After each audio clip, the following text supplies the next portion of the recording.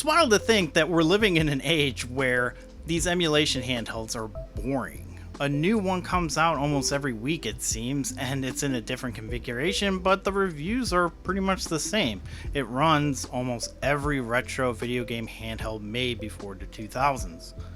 And the RG52 Mini is no exception, so why don't we make it interesting by installing custom firmware in modern games?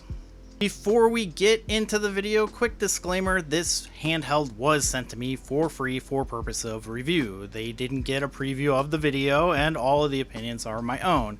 And if you choose to buy one, please use my affiliate links so that I can get a small commission. Okay, so where was I?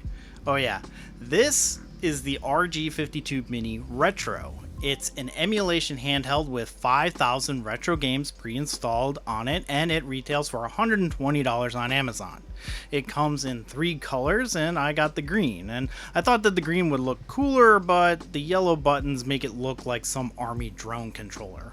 The RG52 Mini features a 5.5-inch IPS 720 display and looks very sharp, and it gets pretty bright. It's powered by the Rockchip RK3562 quad-core RTX A53 processor, clocked at 2 GHz, and comes with 2 GB of RAM plus 4 GB of unified memory, making it capable of playing more demanding 3D games like that infamous God of War on the PSP.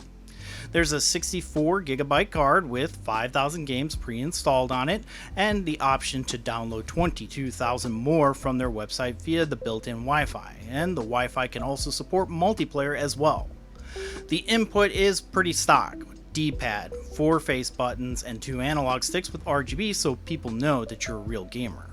Then you get 2 shoulder buttons and 2 analog triggers on the top, and it has rumble for games that support it. The system supports micro HDMI, but you need to supply your own cable, and you also have USB-C for charging, a micro SD slot, and a headphone jack. And the form factor is pretty nice. It's got grips that fit nice in adult hands, and it's got a vent on the back that implies that there's a fan, but there's no fan, it's just the hole. And I opened the entire console up, and it doesn't appear to be a spot where you could plug one in either. But it does give you some extra passive cooling. I'm not really sure how much it would make a difference, since the handheld does still get a bit warm when playing more demanding games. Speaking of games, out of the box, like I mentioned, there's 5,000 games, and they're okay. I think that these companies are finally getting slapped by Amazon because there's no plumber games to speak of, and while the NES is present, it's just generic games, and Super Nintendo and N64 are nowhere to be seen. Still got some Sega though. Out of the box, the experience is pretty decent. I did adjust the 4:3 games to display in the proper aspect ratio because I'm not a psycho, and you get bezels on the right and left side of the screen, but the contrast is sharp enough to eventually forget that it's there. So yeah, at $120, the RG52 Mini is an excellent budget handheld that can handle more of the higher end games, so if you're okay with just the stock OS, then I'd say buy it. And that's it. As I mentioned in my last emulation handheld video, I don't do a lot of these reviews because there really isn't a lot to say. In fact, I'm 566 words in, and I've already told you everything that there is to know.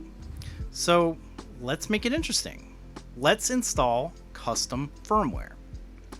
Now, just to be clear, you are doing this at your own risk, and you could potentially brick the system, and I don't take any responsibility for what you do on your own time. I'm not your dad. But with that out of the way, there are a variety of alternative OSs out there for this specific system, but we're going to go with DarkOS since it replaces the stock software with a full Debian Trixie build running Emulation Station and RetroArch. It's a pretty robust system that gives you a lot of control over the handheld, including the ability to use different emulators than the stock OS, and also dial in system settings to overclock for more demanding games. This system has more power than the older one, so you'll have a little bit more overhead to work with as well. And you can also customize Emulation Station with different themes and install Portmaster, but let's not get ahead of ourselves. You still need to install the OS to do that. And what you need is a fresh SD card, preferably from a reputable brand like SanDisk. Then you need to perform an exploit on the stock OS. I'm not going to go over every single step because I use the guide, and I'll link that below so that you can follow along at your own pace. You'll need to download the DarkLoader tools and run the script on the original SD card. The screen will go blank with no confirmation that it's doing anything and then come back to life. And after that's done, you shut down the device and store the SD card somewhere safe. After that, write the DarkOS image to the new SD card. I got 128 gigs, but 64 gigs will do just fine. Once the image is written, you just pop it into your handheld and power it on, and you should see DarkOS automatically install and reboot. Then, congratulations, you now have a new OS on your system. The cool thing is that if you want to go back to the stock OS for any reason, you just power the system down, you pop the original SD card in, and it'll be like DarkOS wasn't even there. Now, the main reason why I wanted a custom OS on this specific handheld is because of Portmaster, and Portmaster is a project that ports PC games so that they can run on handhelds like this. It's supported on a variety of different systems, but since we're doing the RG52 Mini, that's what we're going with. There are over 1,000 games across plenty of different genres. You Are Four Guys, which is a game that gives classic arcade vibes and has an interesting gameplay mechanic where you control 4 guys, but each one is controlled by a different input on the console. And it sounds pretty easy, but it gets really challenging fast. Then you have more popular games like Celeste, Balatro, and Stardew Valley. You will need to supply the actual game files for most of these games since the project doesn't support piracy, and I am aware of the irony, but it makes perfect sense given that a lot of these games are still available for purchase. Plus, if you get them from itch.io, you can buy one license and play them on as many devices as you choose, so I think that's a pretty good trade-off. So first, you select a game from the menu on the handheld and then click install. It'll download a zip file and extract it, so all you have to do is put the paid files into the folders that were created for the game. Each game has a different folder where you have to put things, but the description of the game usually tells you where to go. And most of the time it's as simple as locating the file on your PC and dragging it into the folder, but some games like Celeste and Super Meat Boy can be finicky if you're downloading them on Steam on Windows.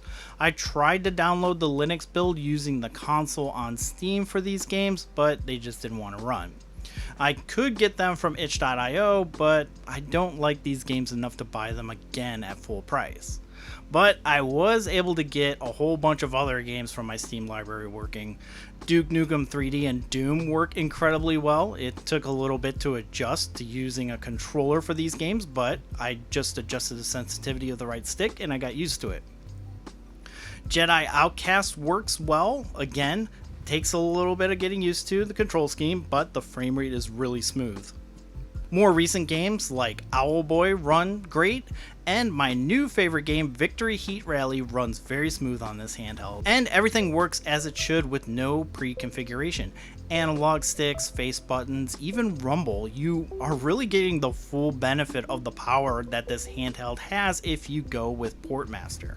Another cool feature of Portmaster is that there is a program called Moonlight, and Moonlight, if you're unaware, works with Sunshine on your PC, and basically what this does is it lets you stream your PC over a Wi-Fi connection, and so it turns any supported device into a PlayStation portal.